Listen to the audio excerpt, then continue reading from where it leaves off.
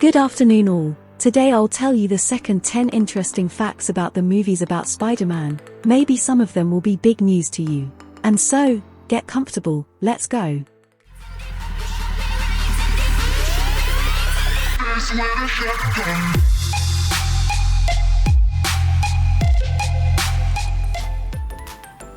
The famous Spider-Man character from Marvel Comics has long been a major pop culture superhero, so when publishers started selling film rights to his story, the demand for Spider-Man was great. A hit of yesteryear, the story of a man with spider-like superpowers inspired quite a few movie studios to create many more projects. No wonder that such a popular character has a whole army of loyal fans who follow closely all the news about their idols. However, behind the scenes, as always, remain the most interesting details, and in this selection you will find just such details. 10th place. Thomas Hayden Church hurts his on right on the set. The final part of Raimi's trilogy, Spider-Man 3, Enemy in Reflection, was not easy for everyone. Thomas Hayden Church, whose career was just on the rise thanks to his excellent performance in Sideways, was a case in point. During the filming of the final part of the Spider-Man trilogy, Thomas had to show the strength and fury of his character by smashing his fist into a concrete wall.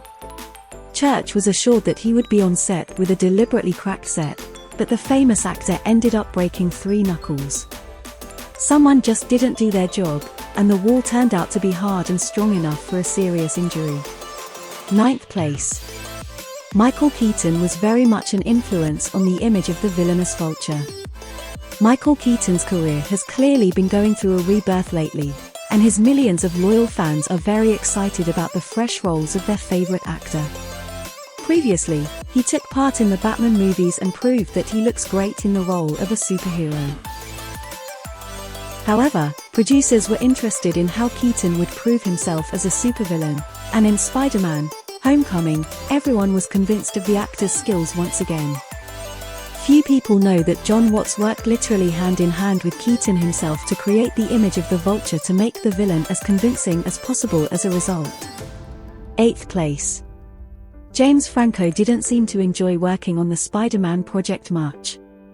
At the time of working with the Harry Osborn character in Raimi's trilogy, James Franco was not yet as famous as he is today, so the role of Spider-Man's best friend was supposed to be a great experience for the actor.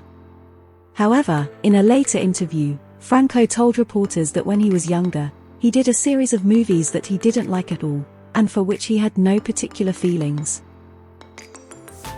Moreover, Franco also admitted that if it weren't for some of the useful lessons he learned playing Osborn, he would have happily rewound time and not done those movies.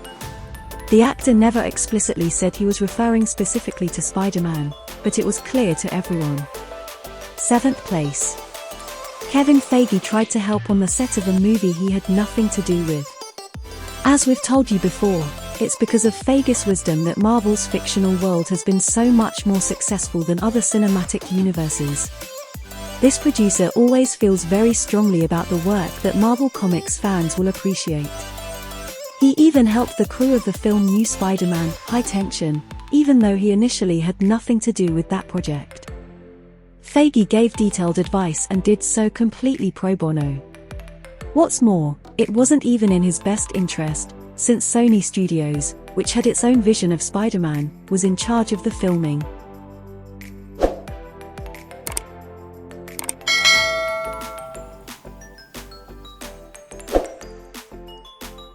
Sixth place. Even Michael Jackson tried to play Spider-Man. Michael Jackson has been a star practically his entire life, and he has always taken his work extremely seriously. The musician cared so much about the quality of his videos that he even turned to such famous directors as Spike Lee, John Landis, George Lucas, Francis Ford Coppola and Martin Scorsese.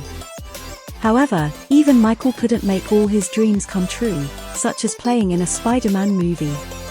Of course, he wasn't the first to try to get on that set, but Jackson's aspirations were also special because he was, indeed, a very influential star and even wanted to buy the rights to all the Marvel comics in order to appear as a superhero to the audience.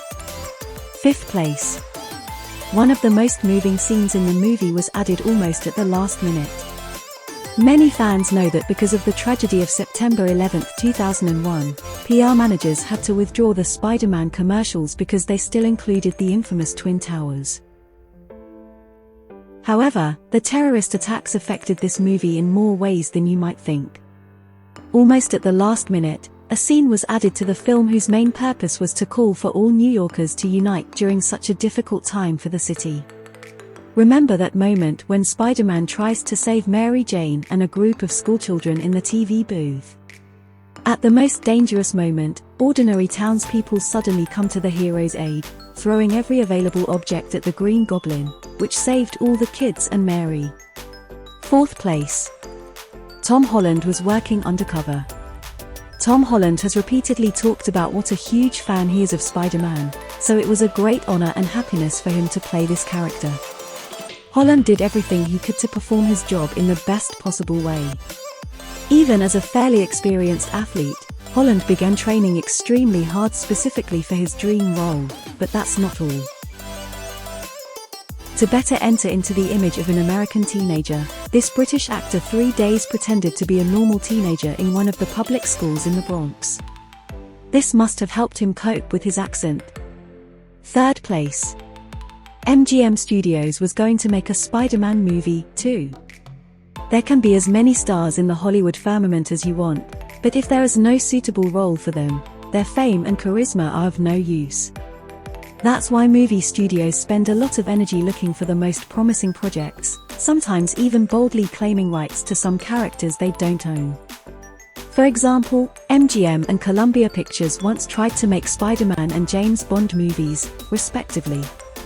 Fortunately, neither of these studios wanted to get involved in a long and expensive lawsuit, and the comic book characters were left to Marvel, and the story of Agent 007 was never filmed at Columbia Studios. 2nd place. Arnold Schwarzenegger almost played Dr. Octopus.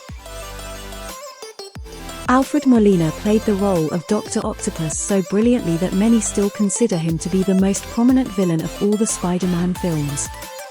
He is one of the best-known villains of all time, and it's hard to imagine anyone else playing the role, but back in the early 90s, James Cameron was considering taking Spider-Man and he was talking to Arnold Schwarzenegger about the character of Dr. Octopus himself. We all remember how Mr. Olympia was given to the role of Mr. Freeze, so it's good that Cameron never took on this project. 1. Andrew Garfield left the project for a reason: he was fired. After the release of New Spider-Man, High Tension got quite controversial reviews, but contrary to criticism, information leaked online that Sony studio head Kazuo Hiei plans to shoot sequels to this part. Just an hour before Hiei was about to make the announcement, a rumor surfaced online that Garfield had refused to join him at the gala event during which the announcement of the 3rd installment of the new Spider-Man was to be made.